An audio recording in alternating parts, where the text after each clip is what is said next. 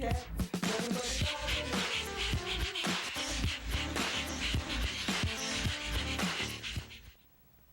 Good evening and welcome to Posse Presents. Thank you for joining me tonight. I am here fresh from my best friend Sarah's baby's first birthday. Little Parker was born a year ago yesterday, and today was her party. By rights of only childism, Parker is my niece. And Zach, let's get a little picture of Parker up here so we can say happy birthday. Look at that little face. She is amazing. I wish that I could take some of the pictures on my phone and post them because, of course, little Princess Parker had a smash cake, and I don't think the pink food coloring is ever going to come off her scalp. And they will probably be finding pieces of cake coming out of her nose for quite some time. But she had a great time at her party, and a very happy birthday to little Parker. Now, Parker lives with a cat, a Keeshond, a pug, and a pit bull. And I'm going to ask you, who do you think is her best friend? Zach, I'll take the camera back. Yes, you guessed it. Little Parker's BFF is the family pit bull Angus. And, you know, contrary to so many things that people think about pit bulls, I'll tell you, you know, Angus is an amazing dog. He's used to having little kids crawling all over him. He eats up her awkward attention because, you know, at that age, you know, petting is kind of not exactly the way we would do it as adults. But he eats up her awkward attention and some of her toys, but, you know, it's all good. And like the dedicated and committed people they are, Sarah and Mark manage, okay? You know, too many people, oh, I had a baby, I can't keep my dog. And it's just a lame excuse. I don't get it, and I see firsthand, you know, people who are very close to me, you know, taking care of business. You know, if you make sure that you do manage things properly and you don't let your dog get overwhelmed, you give everyone time apart, you know, that's what baby gates are for. It doesn't have to be a problem. You know, people think that you're just going to throw kids and babies together, kids and dogs together, and everything's, you know, just all fair game. And, you know, if you think about it, if you remember part of Coco's story, she lived with several small children who were all homeschooled, and I don't think anybody ever thought to give Coco a break. And, you know, she growled at a child, you know. What did you think was going to happen when she had enough? I'd growl at a kid. I've said that before, if there was just relentless, you know, hanging on me. I can't lie. You know, the thing of it is you have to understand that it's an integration. It's a lot of work. No one's saying it's not. But you have to manage everybody. And, you know, oh, I don't have time for the dog anymore. You made a commitment to that dog. You have to make time for that dog. I know that it's not always easy for Sarah and Mark.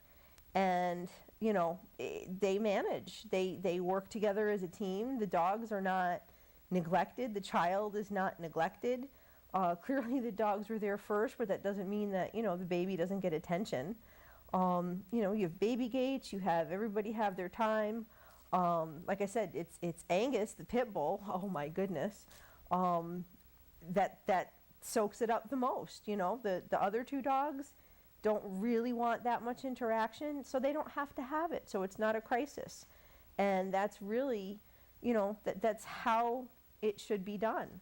And like I said, there's just too many people who look for that easy way out. Oh, I had a baby, I can't keep my dog. And oh, I have a new husband, I can't keep my dog. Really? Because the second you tell me you don't like my dogs or you don't like animals, it's so short term it's not even funny. I can't imagine giving up an animal for a person. I just can't. But we're going to give a shout out. Let's get a picture of Jillian, please. Master Zach. Jillian was born to Amanda and Doug Serrato this week.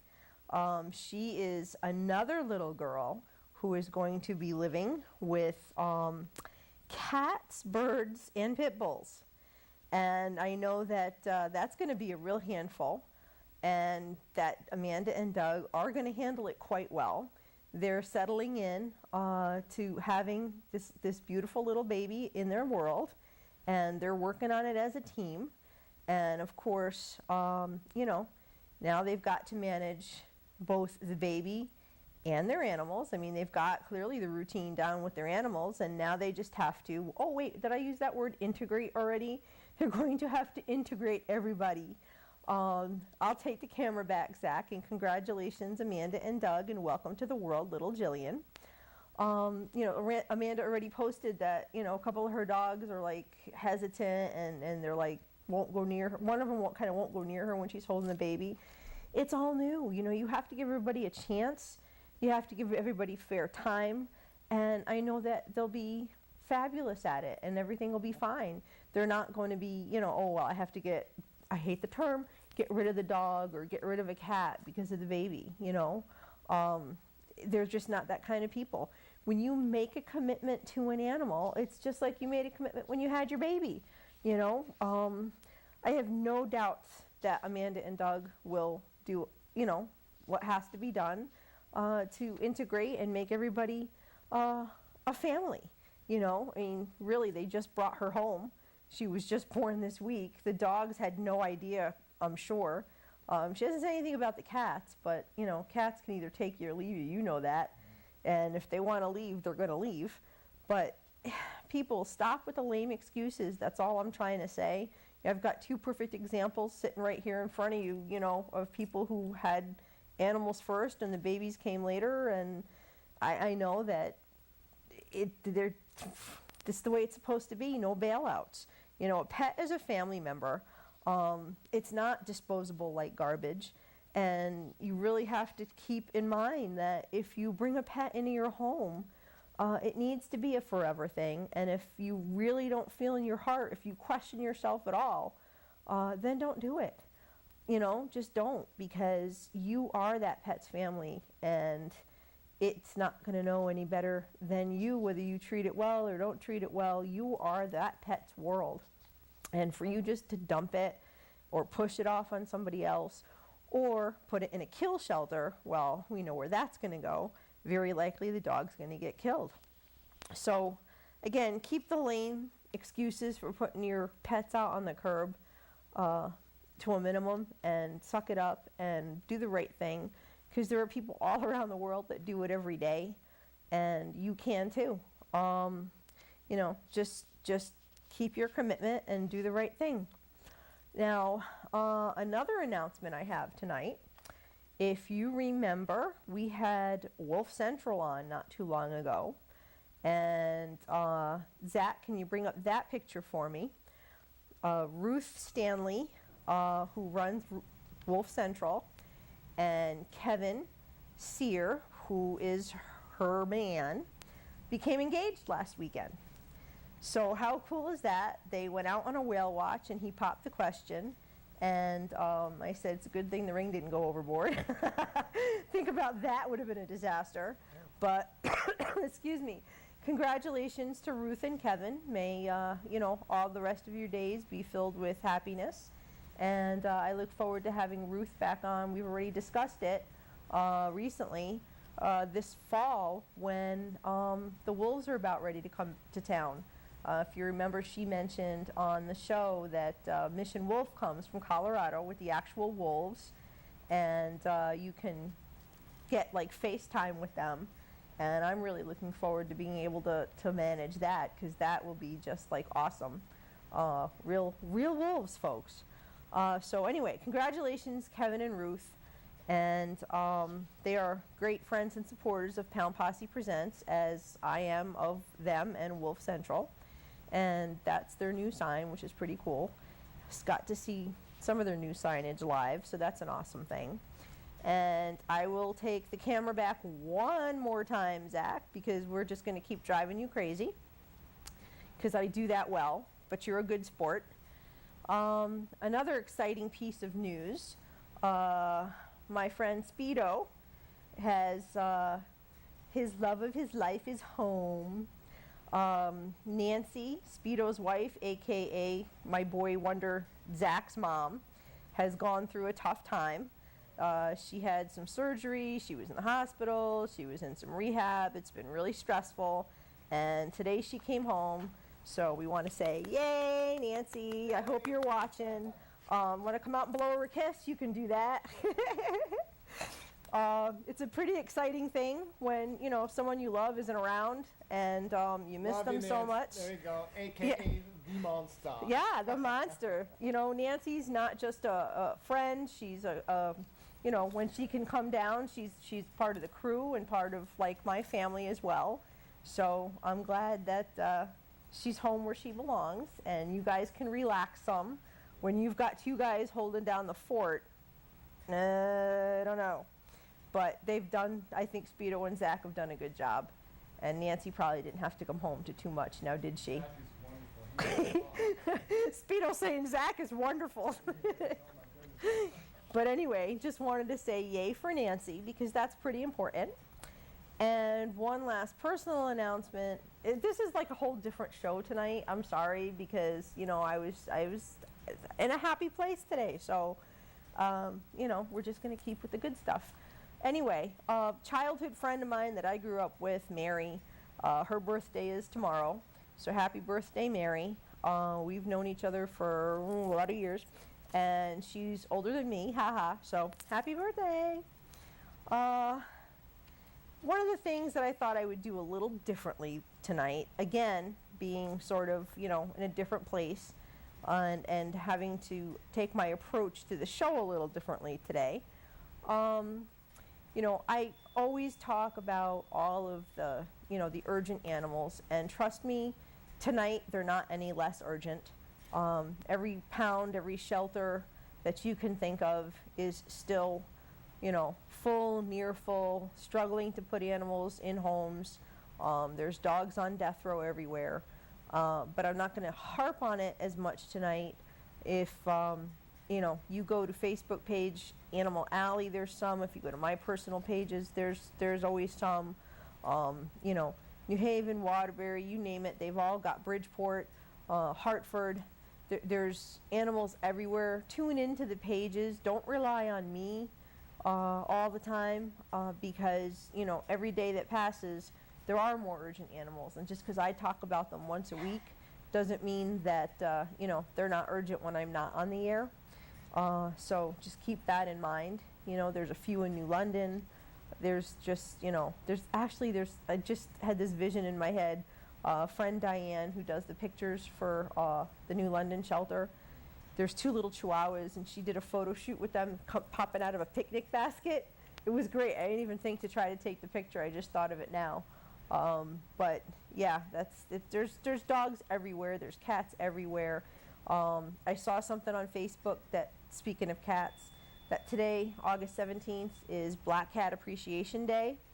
Our little friend Joe, that we talked about a few weeks ago on the show when Debbie and Hannah were on, still looking for a home, folks. He's a black cat, so, you know, I don't know. Go look him up and take him home because he needs a place to go. So anyway, I thought I would share with you some of the Facebook pages that actually give me joy. You know, I share a lot of, you know, abused, neglected, tortured, mistreated, death row, urgent animals on my Facebook page. And, you know, I remain mostly tuned into that stuff. I've said over and over that most of my friends, I don't subscribe to their them in my news feed. I'm like tuned into like all the animal stuff because that's what's more important to me. If I want to check on you, I'll come look at your Facebook page. You know, the animals, I kind of need to know what's going on. But there are a few pages that, you know, I go to for a little bit of more lighthearted, you know, keying into things. And probably, I've got to say, my absolute favorite is Spike Taylor. Zach, can we get the first picture of Spike up? Uh-oh. I saw I had ears. Don't do it, Zach. Spike Taylor is the cutest little... Stop it. He's killing me. He's the cutest little guy. He's little Papillon. He's quite up there in years, and he's got congestive heart failure. Now, he's already beat the odds by several years. You know, nobody expected him to live these last 4 years with his condition, but he is loved and spoiled and so well taken care of, and he's such a little trooper that he's still around, you know, several years past his projected time.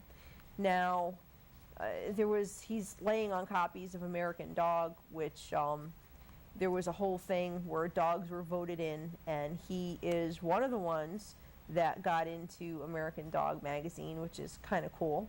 But his page started out being mostly about him, of course. Now he has a brother or a sibling or whatever you want to call it in the house, and we'll show a picture of him in a minute.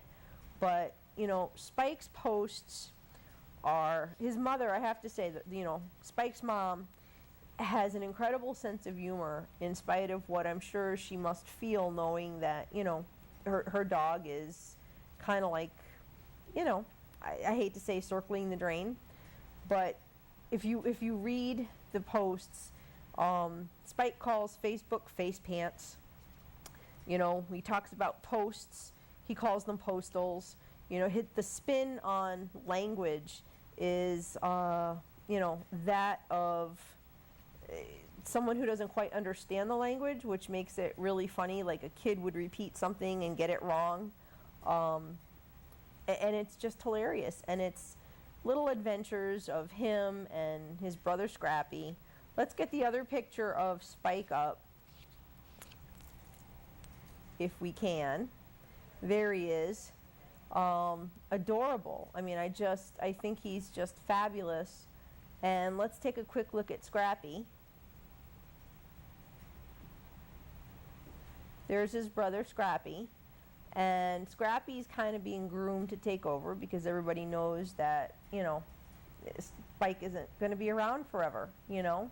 But the interactions between the two of them and the adventures that they go on, and just the telling of it from Spike's perspective most of the time is just hilarious. You know, there's really no way that you can't visit his page and feel good. You know, it's like uplifting. The mother's sense of humor is just fabulous. I mean, I don't know how, you know, somebody thinks to talk like somebody else would talk, you know what I mean? Do it in someone else's voice with how she comes up with some of the crazy stuff and the way that she puts it. I mean, very creative. You know, unfortunately, you know, with what I do in my writing and my journalism, it's all realism and proper and, you know, everything. So I kind of like, I don't think I have the whimsy in my writing, maybe in my thinking, but not in my writing, to do what she does and present it as well as she does. So let's roll through Spike and Scrappy one more time. And if you go on Facebook, I just love him.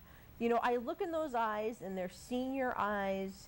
They're sick senior eyes, and I've had them in my world. You know what I'm saying? Like, I can so relate to a dog with that look on his face, you know? It's because I've had the sick senior, and, you know, I don't know.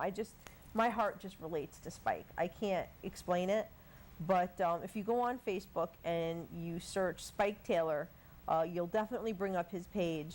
And it's funny because he's got connections to a few of the other dog pages on Facebook, and they interact and they cross-post, and, you know, it's a lot of fun. Juno's Place is one of them, but that wasn't one of the ones I was going to talk about tonight.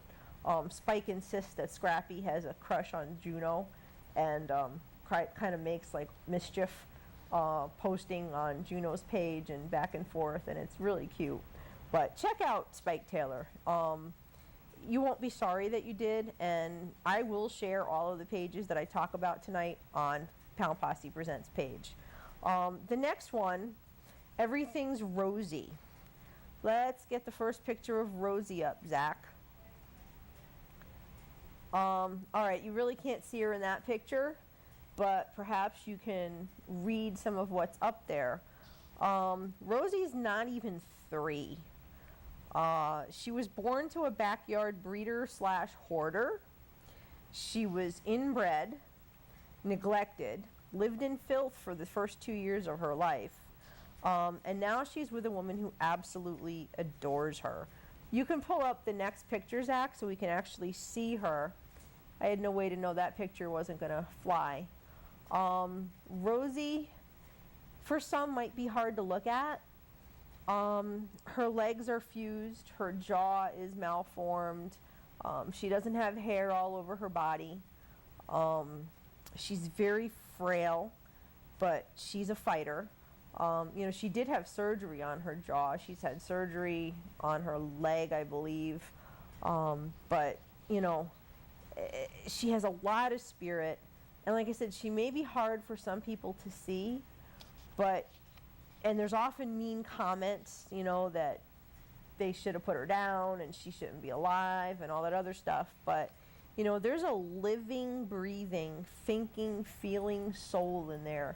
And you can tell, let's go to the next picture, Zach. You can tell by some of just the expressions on her face. Look, she's in a bath. Doesn't she look like she's in heaven?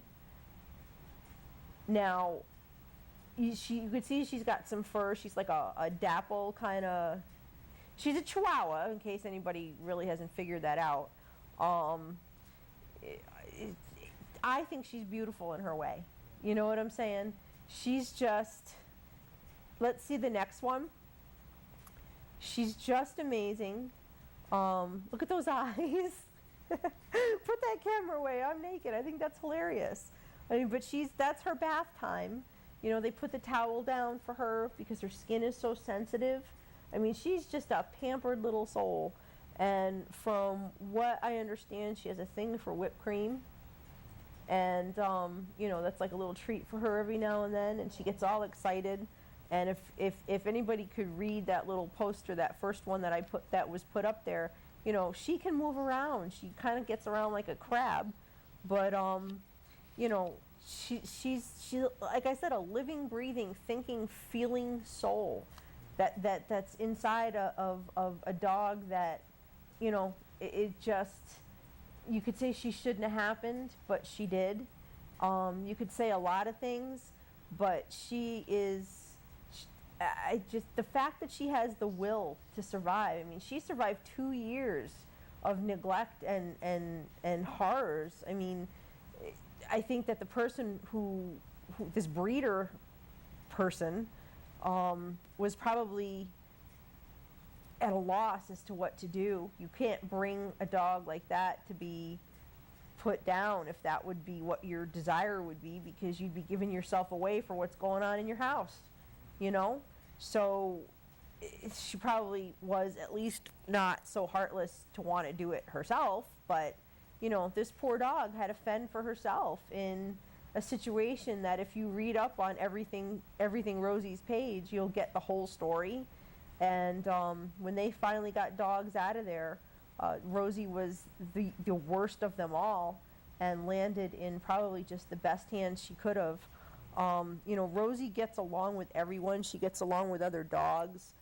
She loves attention. They dress her up in little dresses, and she's always on a little blankie. And, you know, they treat her like a princess. And I just read on the page today that there was a litter of kittens dumped in a brown paper bag in a dumpster in 90-degree weather. You know, they're bottle feeders. They were, you know, brand new kittens. And Rosie's mom took them in, and don't you know Rosie's trying to mother them? Yeah, there's pictures on Rosie's page of her snuggled up with the kittens, and I guess one didn't survive, and Rosie knows it.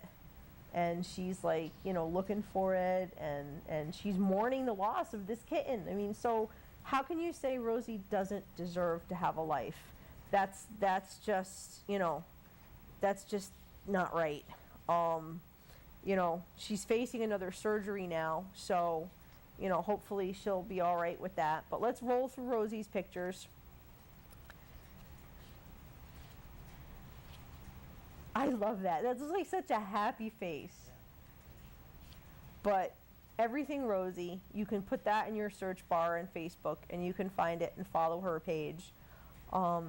Just amazing, if you ask me. There's another page. We're kind of like getting short on time. It's called Rufus the Cancer Pity.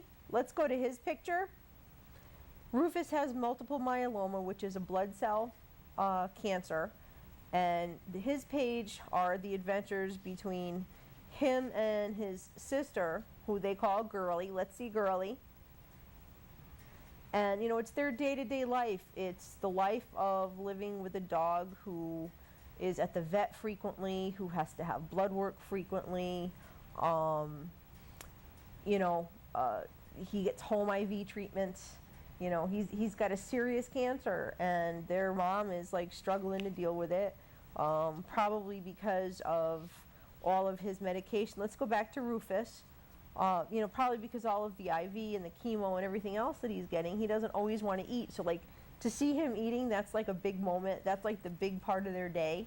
You know, whether he eats or he's not eating, you know, how he's feeling and how he's not feeling, and all of the things that their mom has to do. You know, trips to the drive-through and, you know, crazy food just to try to entice him to eat. Because otherwise, you know, you need to eat, especially when you're sick, you need to eat. So, you know, the stories of his sister kind of stealing his food and waiting for treats and all of that. But that's Rufus the Cancer Pity. And I'll take the camera back, Zach. I'll post these pages on Facebook, on the Pound Posse Presents page. I just thought I'd share with you guys tonight just, you know, some of the lighter side of things, because really every now and then we kind of do need to take a mental break. All right, so I guess my credits are going to be coming up, and I'm going to say peace, love, and dogs yet again. And until next week, have a great week. Check some of these pages out. Go adopt a dog and save a life. And I'll see y'all when I see you.